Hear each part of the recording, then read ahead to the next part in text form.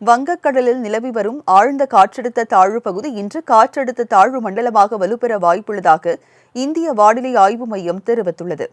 தென்கிழக்கு வங்கக்கடல் பகுதியில் நிலவிய காற்றழுத்த தாழ்வு பகுதியானது நேற்று தென்கிழக்கு வங்கக்கடல் மற்றும் அதனை ஒட்டிய மத்திய ரேகையை ஒட்டிய கிழக்கு இந்திய பெருங்கடல் பகுதியில் ஆழ்ந்த காற்றழுத்த தாழ்வு பகுதியாக வலுப்பெற்று நிலவி வருகிறது.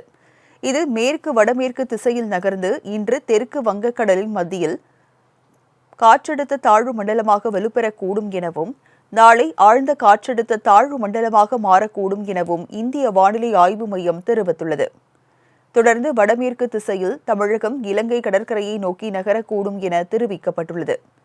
இதன் காரணமாக மயிலாடுதுறை, நாகை, தஞ்சாவூர், திருவாரூர் ஆகிய 4 மாவட்டங்கள் மற்றும் காரைக்கால் பகுதிகளில் இன்று மிக கனமழைக்கான ஆரஞ்ச் அலர்ட் விடுக்கப்பட்டுள்ளது.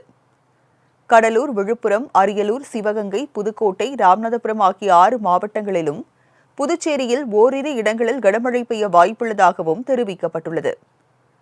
நாளை கடலூர், தஞ்சாவூர், திருவாரூர், நாகை, மயிலாடுதுறை, புதுக்கோட்டை மற்றும் காரைக்கால் பகுதிகளில் ஓரிரு இடங்களில் மிக கனமழையும், காஞ்சிபுரம், செங்கல்பட்டு, விழுப்புரம், அரியலூர், பெரம்பலூர், திருச்சி, கள்ளக்குறிச்சி, சிவகங்கை, ராமநாதபுரம் மற்றும் புதுச்சேரியில் ஓரிரு இடங்களில் கனமழையும் பெய்ய வாய்ப்புள்ளதாக தெரிவிக்கப்பட்டுள்ளது.